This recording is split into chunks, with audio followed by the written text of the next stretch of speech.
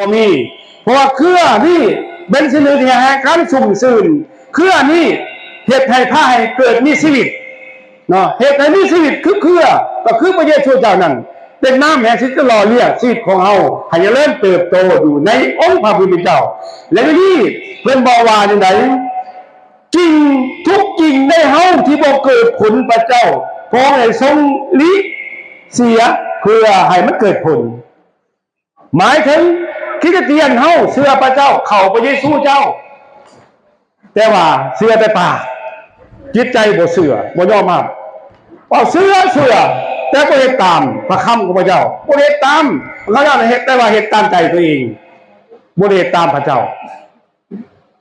และเฮ็ดตามที่ตัวเองมักคืออย่างเฮ็ดให้ชีวิตเฮาเกิดผลบ่ได้เพราะพระเยซูคริสต์เจ้าต้องการให้ทุกคนที่เชื่อในพระเยซูคริสต์นั้นมีชีวิตที่เกิดผลในพระเจ้าหลายขึ้นเนาะคำว่าก่อนจะเกิดผลต้องกระดิษฐ์ติดพันอยู่กับพระเยซูเจ้าถ้าชีวิตของเราแยกจากพระเยซูเจ้านั้นเกิดผลบ่ได้การจะเกิดผลได้ก็เนื่องจากว่าชีวิตเราติดพันติดกับพระเยซูเจ้าคำว่าติดที่นี่หมายถึงการเป็นอันเดียวกันบ่ได้แยกเป็นกายเดียวกันเนาะบ่เป็นกายสองกายเป็นกายเดียวกันเนาะอันนี้เพิ่นบอกว่ากินในพระเยซูเจ้าบ่เกิดผลพระเยซูคริสต์เจ้าจะมีกินเสียเพื่อให้กินกันเกิดผลหมายความว่ากันนี่หมายถึงความเจ็บปวดบางเทื่อผมสอนเฮา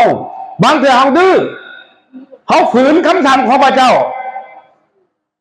ข่าวเลยผักหลัดผู้ใดฝืนระเบียบกฎหมายบ้านเมืองถือโทษบ่รู้ว่าผู้ชมเชยถือโทษได้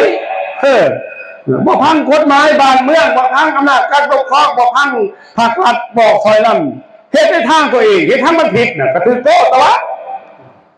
คำว่าคันถือโทษเลยเพิ่นเฮ็ดผิดบ่ได้เฮ็ดถือเพิ่นเฮ็ดผิดเรียกถือเพิ่นเฮ็ดถือได้เฮ็ดถือเฮาผิดเพิ่นถือเพราะว่าเฮาเฮ็ดผิดนี่เพิ่นต้องลงโทษเฮาได้เพราะเฮาเป็นคนผิดเด้แต่ในพระเจ้าเหมือนกันพระเจ้าบ่ต้องการอยากลงโทษผู้ใดเห็นบอกว่าชีวิตบ่เกิดผลลีออกคำว่าลีออกหมายถึงการที่พระองค์จะให้เฮารู้สึกในความเสียเฮาเฮ็ดนั่นว่ามันเฮ็ดผิดเรียกถือมันดังลูกเฮาพ่อแม่ผู้ใดที่ว่าดื้อพ่อดื้อแม่อยากให้ลูกพังความพ่อแม่สิสอนสิบอกลูกบอกถามมันดื้อพ่อแม่สิบอกลูกบอกที่บอกสิสอนพระคำแล้วบอกว่าถ้าผู้ใดบอกเอาไปเสตีลูกเขียนสอนลูกนั่นเพื่อนบ่หักลูกตัวเองแต่ว่าเขียนสอนบ่ให้ถึงเลือดตกยังออกให้มันรู้จักความจริงบ่แล้วก็สอนมันเวลานี้คือกันเวลาเท้าหลงทางจากความที่หลงทางเพราะพระเจ้าไม่สู่ทางของเองบางทีพระเจ้าสอนเฮาบางเทื่อที่มีปัญหาเกิดมาตามมาไหนบางเทื่อมีความเจ็บปวดมาตามมาพระเจ้าบอกว่าพระเจ้าอยากให้ผู้เมื่อว่าสิ่งเรากระทำมันถึงหรือมันผิดพระเจ้าบ่ต้องการจะลงโทษผู้ใดพระเจ้าหักเฮาทุกคนพระองค์ต้องการถึงการกลับใจมาหาพระเจ้าเนาะอันที่หนึ่งบอกว่าการตัดทิ้งนั่นอันที่สองคือบอกว่าการตัดทิ้งนั่นบอกว่าตัดทิ้งชีวิตเก่าเฮาบางเทื่อเชื่อพระเจ้าเข้าไปช่วยชีวิตเก่าเฮาก็ยังมีอยู่บ่มาเป็นคริสเตียนแล้วหลายปีแล้วยังมีบ่ชีวิตเก่ายังอยู่ในเสียเฮามีอยู่บ่มีไหนความเครียดความห้ายความป้อยความด่า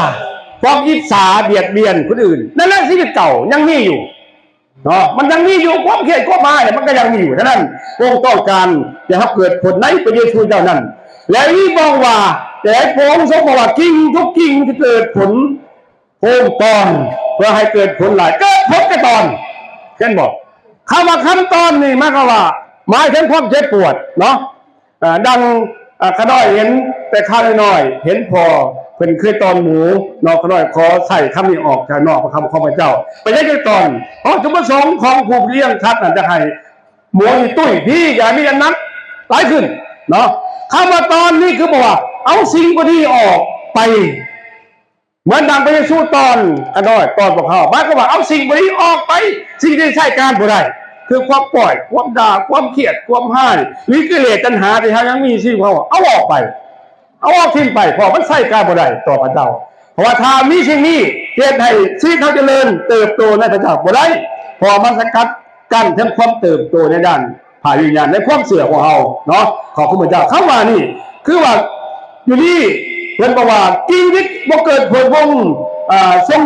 นิทินตาเบิงซื้อลมบท11ข้อ19ข้อ20บอกว่าเป็นคริสเตียนที่บอกทีมได้เก่าบ่เอาได้ใหม่และบ่ยอมให้พระวิญญาณพระเจ้านำพาในชีวิตของเรา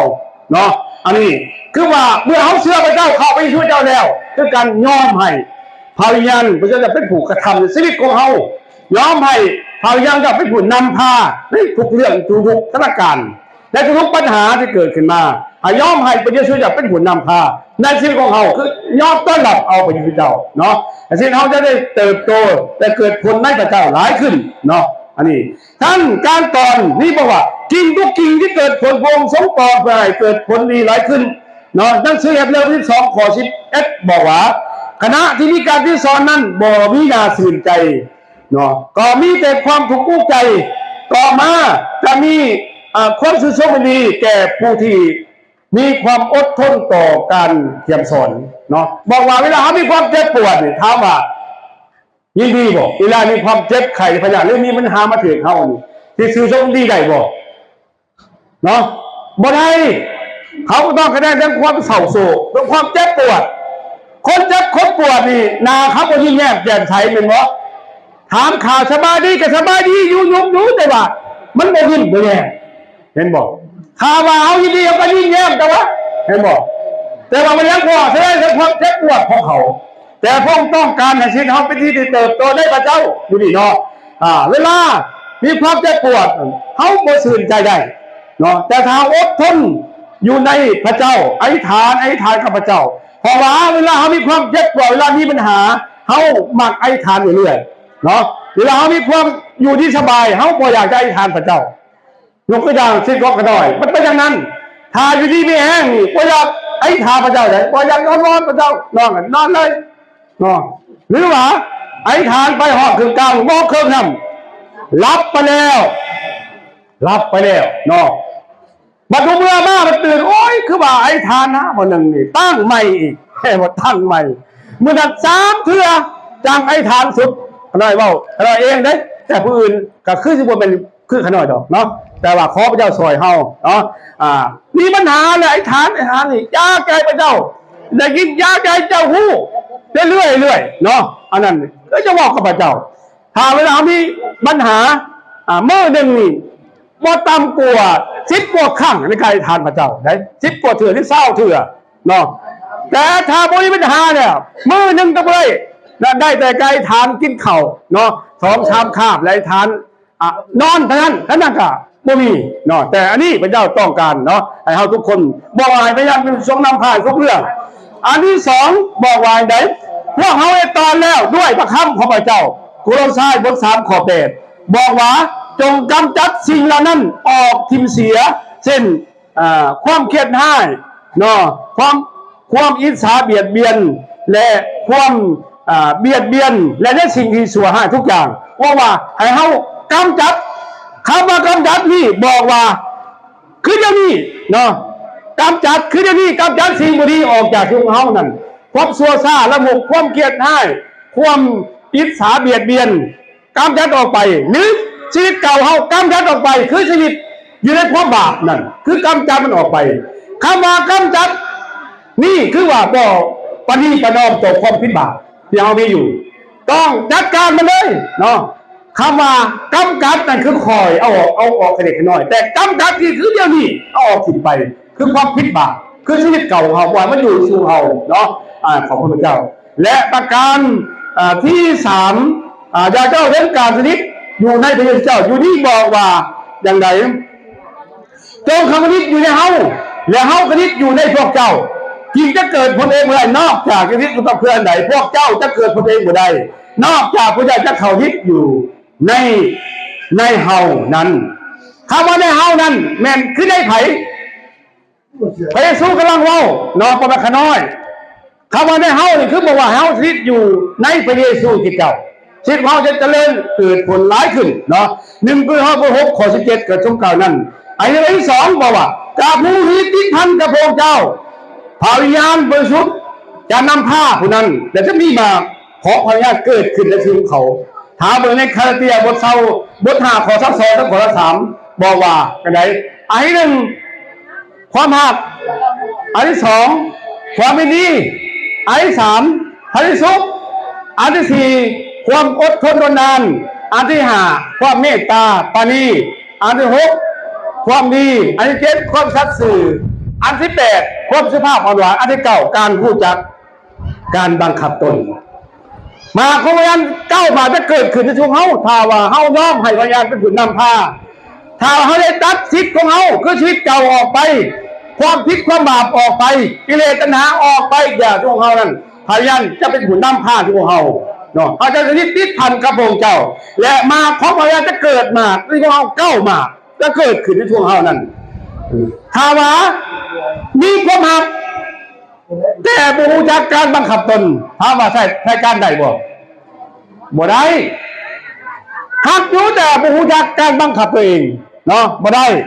เพราะว่าการบังคับตัวเองนี่คือบอกว่าผู้ที่ยอมให้พยานนำพาบ่แม่นเฮาเองเป็นผู้บังคับเฮาเองสุภาษิตเพิ่นบอกว่า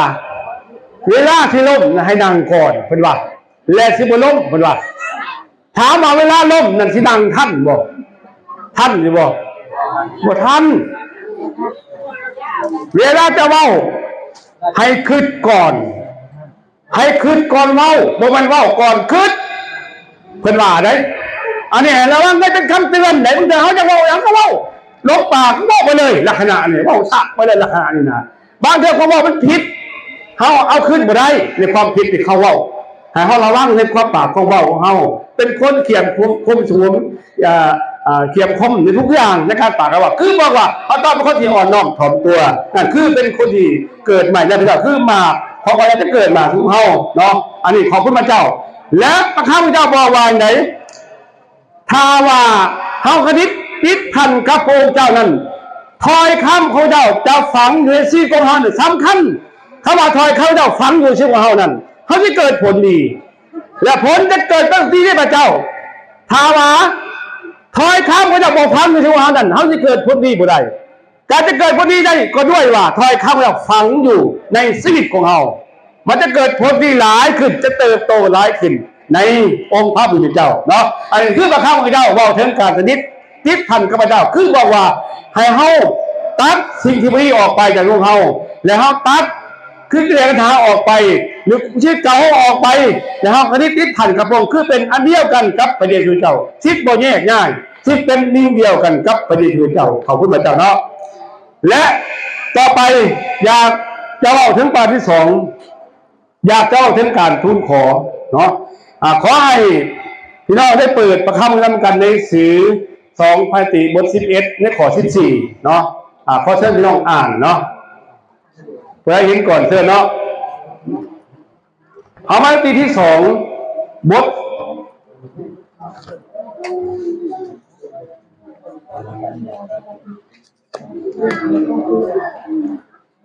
11ข้อ 14เนาะขอเชิญเนาะ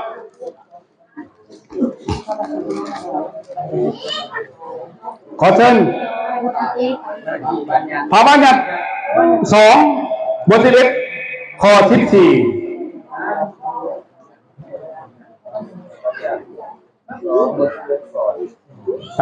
มาจนถึงข้อ 17ขออ่านเนาะถ้าพวกเจ้าเฮ็ดตามพระองค์ก็จะส่งผลลงมาถึงดิน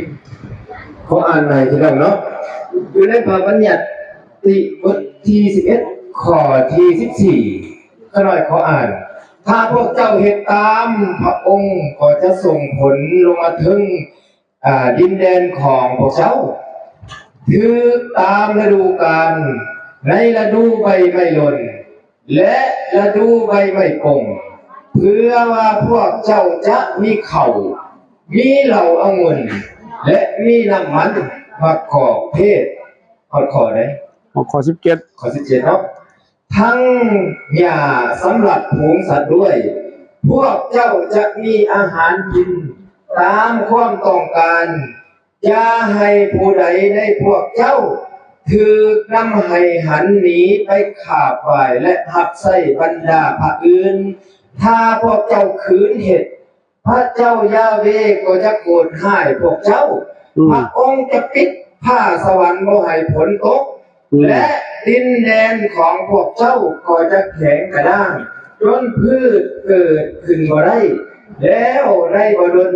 พวกเจ้าก็จะตายในที่นั้นขอบใจ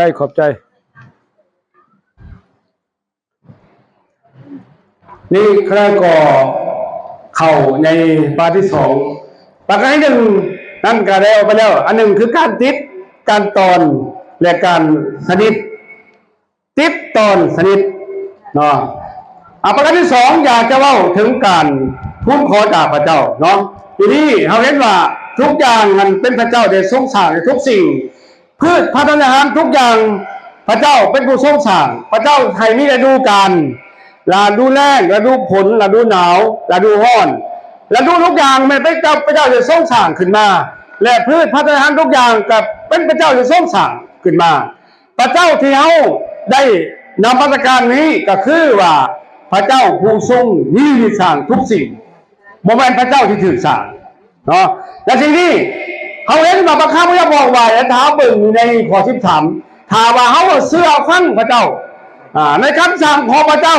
เนาะและห้ามพระองค์เจ้าและเหตุตามพระองค์เจ้าด้วยสุดจิตสุดใจเนาะด้วยสุดจิตสุดใจและที่บอกว่าถ้าพระเจ้าเหตุตามพระองค์จะส่งผลมายังดินแดนคำว่าเหตุตามนั้นคือบอกว่าเหตุตามนำมาให้พระเจ้าเหตุตามพระเจ้าได้ทรงสั่งเอาเหตุตามในถอยคำพระเจ้าบ่เป็นเหตุตามใจเอาเนาะเหตุทางมันถูกต้องบ่เห็นเหตุตามในทางมันถูกใจเนาะเหตุทางมันถูกต้องคือทางของพระองค์เจ้านั้นเป็นทางที่ถูกต้องเนาะแต่ทางความเสื่อมคือบอกว่าให้เฮาเป็นคนที่น้อมฟังพระเจ้าในเหตุตามพระองค์เมื่อเหตุตามพระองค์เจ้าแล้วพระองค์ให้คำมั่นสัญญาแก่พวกเฮาบอกว่าพระองค์จะส่งผลลงมา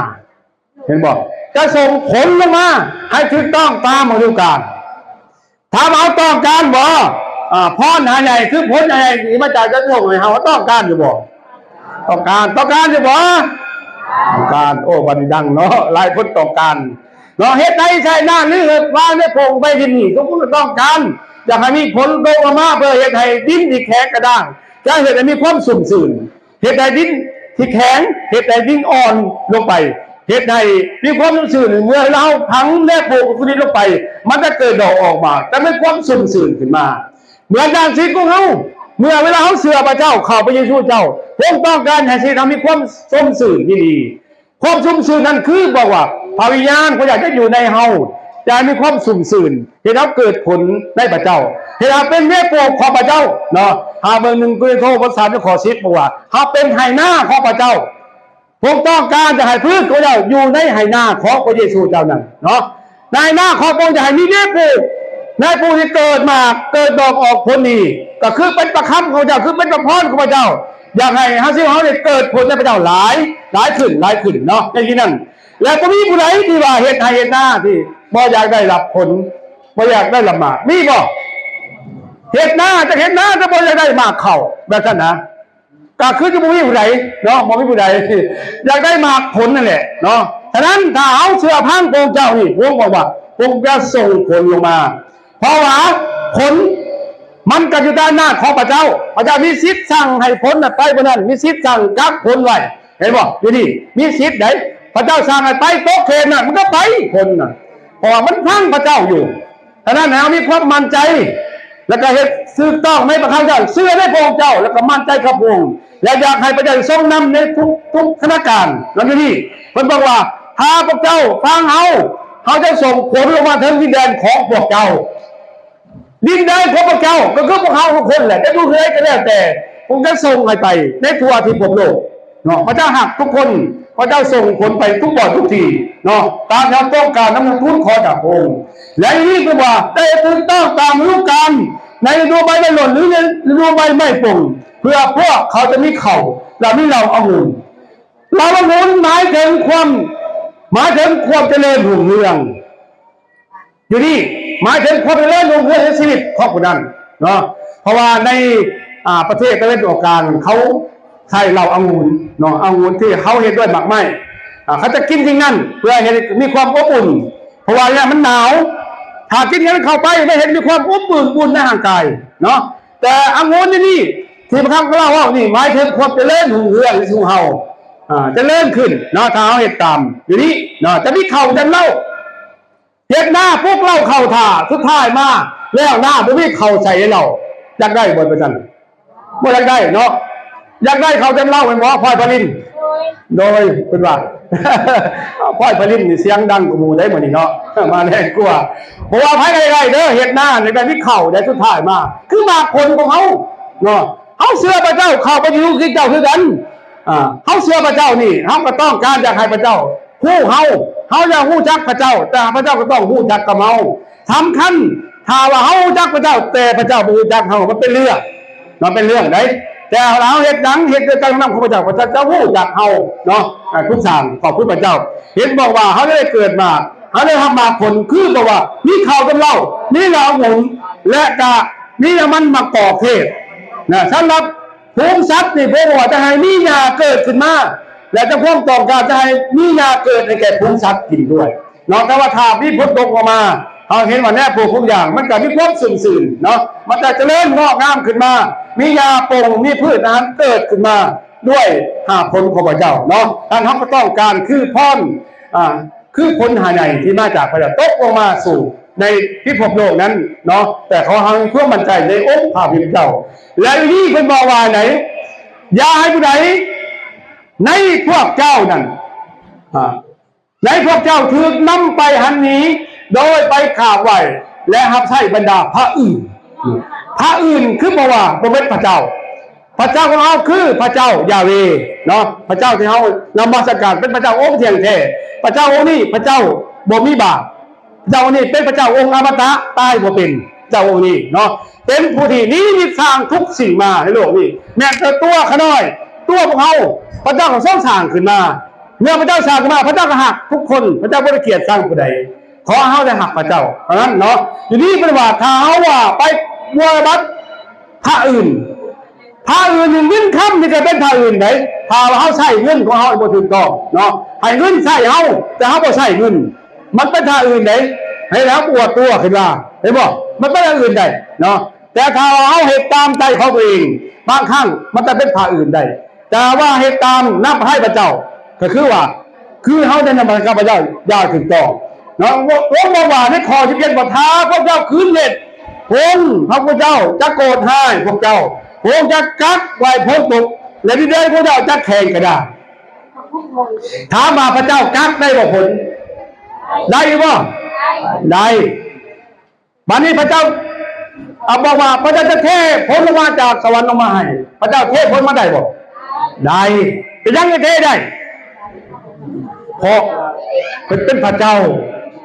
องค์ใหญ่ๆเนาะเป็นพระเจ้าองค์ใหญ่องค์เห็นทุกอย่างได้เนาะอันนี้เพื่อว่าพวกเตือนเขาเพื่อบ่ให้หลงลืมพระเจ้าบ่ให้หลงลืมในความเสื่อในพระเจ้าอยู่ในพระเจ้าเหตุหยังทำหยังให้ลึกขึ้นถึงพระเจ้าเนาะบอกว่าได้เหตุหน้า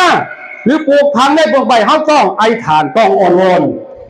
กายฐานการอ่อนวอนคือการที่เขากำลังเว้ากับพระเจ้าเขากำลังปากกับพระเจ้าเขากำลังสื่อสารกับพระเจ้าในการไอฐานผมต้องการจะสื่อสารกับเขาแต่สำคัญเขาต้องสื่อสารกับเจ้าเหมือนกันอยากให้พระเจ้าซอยนอกจากให้พระเจ้าพังเขาแต่เขาบ่พังพระเจ้าถามว่าพระเจ้าสิพังหรือบ่พังเหตุที่พระเจ้าบ่พังคือบอกพระเจ้าบ่พังคนบาปแต่พระเจ้าพังคนบาปเมื่อคนบาปเขากลับใจใหม่เมื่อเขาเชื่อภาคกับพระเจ้าฟังผู้นั้นเนาะคือกลับชิดใจใหม่เนาะทีมชีวิตเก่าแล้วเอาชีวิตใหม่พระเจ้าได้ฟังควบผู้นั้นอยู่นี่เพิ่นบอกว่าถ้าเฮาเฮ็ดบ่ถูกต้องนำให้ความวงอันนั้นพระเจ้ากลับผลหมายผลตกแล้วยิ่งได้เฮาเฮ็ดสร้างนั้นมันจะแข็งกระด้างจนพืชพันธุ์บ่เกิดมาบ่ได้แล้วบ่ดนพวกเจ้าคงจะตายนั่นเนาะและถึงแม้ว่าได้เป็นแดนที่พระองค์มอบให้พวกเจ้าก็ตามอันนี้เป็นประคำพระเจ้ากำลังเตือนขน่อยเตือนพอทุกคนที่เป็นไผ่พ้นของพระเจ้าบอกว่าเหตุหยังทำหยังก็ต้องระลึกถึงพระเจ้าให้พระเจ้าทรงนำในชีวิตของเฮาเนาะนั่นความเชื่อคือบอกว่าอยากให้พระเจ้านำพา ในเพลงคันเสริมบท19บอกว่าเชื่อแล้วทั้งความบ่มีสิ่งอื่นจะควรตามได้บอกพระเยซูโปรดให้ความสุขแก่ไผ่ความสุขนี่แก่ผู้ที่เชื่อและทั้งความเชื่อและทั้งพังไหนบ่เป็นเชื่อที่ซื่อหรือบ่พังบ่แม่นทั้งเชื่อและทั้งพังก่อนจะรู้จักว่าเชื่อก็ต้องพังเนาะเฮ็ดตามแต่ว่าเชื่อเนาะอันนี้เหมือนดังเขาเชื่อพังพ่อแม่โอ้บักลาเอ้ยมื้อนี้จะไปมื้อหน้าเด้อมันตอบว่าโดยพอทำเป็นบักลาเขาจะสิไปผู้บักลอยว่าเขาเลยบ่ไปไหนบักลอยเขาบอกสุดท้ายว่าเพิ่นไปบักลาบอกว่าสิไปเพิ่นบ่ไปบ้านนี้ถามว่าไผทำความพอบักลอยเนี่ยเพราะว่ามันเห็นตามมันบ่พังสุดท้ายมันเพิ่นไปมันเปลี่ยนใจที่เราคือกันเนาะบางทีเขาบอกว่าเขาบ่อยากพังพระเจ้าแต่พระเจ้าสิเปลี่ยนแปลงของเฮาเขาอยากจะเปลี่ยนแปลงขอเพียงแต่เขายอมให้พยานเข้ามาทำงานชุมเฮาเนาะพวกจะทำที่ของเฮาพวกจะอยู่กับเฮาไปกับเฮาอยู่กับเฮานั่นเนาะเหตุตามการเสียเส้นและพวกอยู่กับเฮาและพวกจะบอกเฮาสิ่งที่ถูกต้องที่ผิดตัวนำให้พระเจ้าเนาะก็ขอบคุณพระเจ้าเพราะนั้นในหลักความเชื่อเฮาต้องพังพระเจ้าเหตุตามพระเจ้าในกฎหมายบ้านเมืองเขาต้องพังภาครัฐอำนาจการปกครองเนาะเขาต้องพังเนาะเขาต้องแยกออกในหลักความเชื่อเขาพังพระเจ้าดังกฎหมายเขาพังภาครัฐคันเทิงสี่นำเขาอำนาจการปกครองเนาะอยู่ร่วมกันเขาต้องได้ฟังกันเฮ็ดตามแต่จะมีความหักกันละกันนะเพราะว่าความหักเนี่ยเป็นสิ่งปลูกมาเป็นคือความสำเร็จครบถ้วนเนาะ1 ข้อที่ 3ข้อที่ 3บัดนี้ยังตั้งอยู่จากสิ่ง3สิ่งคือ 1ความเชื่อ2ความมั่นใจ3ความหักโอ้เก่งหลายตัวเพื่อนท่านเทพเจ้าอีกทีหนึ่งเนาะพี่น้องเก่งหลายมีพระเจ้าอยู่ในจิตใจที่1คือความหักอันนี้1คือความเชื่อ2ความมั่นใจที่3คือความหักแต่สิ่งสำคัญกว่าคือความหัก1ปีโตรบท4ข้อ8บอกว่าสิ่งสำคัญกว่าสิ่งอื่นคือความหักนั่นเป็นสิ่งไหนเหตุนั้นเป็นนักแล้วแต่อย่าพระอันความหักนั่นเพราะว่าความหักนี่เป็นสายผูกมัดให้ถึงความสำเร็จครบถ้วนในความหักความหักเป็นความหักที่มาจากพระเจ้าความหักที่บอกนี่บ่แม่นว่าเรื่องความหักของสู่สาวความหักมาจากพระเจ้าความหักเป็นสิ่งที่บริสุทธิ์ใจเป็นเจ้าให้เฮาหักกันละกันเนาะหักกันละกันอภัยให้กันละกันในทุกสิ่งเนาะใครเอ่ยว่าจะมีความหักแต่ความเสื่อนี่คือบ่ถ้าว่าขาดความเสื่อนี่ความหวังสิมีบ่มีถ้าขาดความเสื่อบ่มีความหวังถ้าขาดความหวังความหักนี่ก็สิมีบ่กาโบมีใน3อย่างมันติดกันความเสื่อความวางใจความห่างมันติดกันมันไม่ได้แยกจากกันมันเป็นอันเดียวกันเวลานี้เขาปลูกมาได้3 สิ่งนี้อยู่รวมกันกันด้วยความเสื่อด้วยความกันด้วยความห่างเนาะขอบคุณพระเจ้าเดี๋ยวโอกาสนี้ขอพระเจ้าทรงนำอีกทีนึง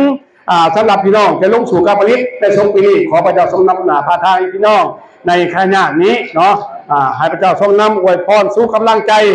สู้แห่งทุกคนทั้งเห็นได้พี่ก้าพี่น้องได้เห็น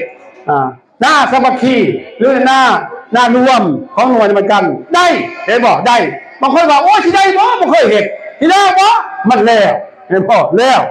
ไปแล้วเพราะว่ามันควบสมัคคีความเป็นอันเดียวกันไม่ได้เห็นได้สำเร็จได้เห็นบ่ถ้าเห็นนั้นขาดความสมัคคีขาดความเป็นอันเดียวกันขาดความติดต่อปองดองกันสำเร็จบ่ได้แม้นั้นครอบครัวกระเด็นไปบ่ได้เพราะว่าขาดความเข้าใจกันขาดความเป็นหนึ่งเดียวกันแต่ถ้าเขามีพระเยซูคริสต์เจ้าอยู่ที่ใดมันเป็นอันเดียวกันมันเป็นครอบครัวอันเดียวเนาะขอบคุณพระเจ้าโอกาสนี้ขอให้พระเจ้าทรงอวยพรอีกครั้งนึงสำหรับถอยคำของเจ้าวันนี้ก็ให้เป็นคำที่เสียมซ้อนกันหน่อยแต่เกียมซ้อนของเราทุกคนได้รวมกันเวลานี้ก็ขอ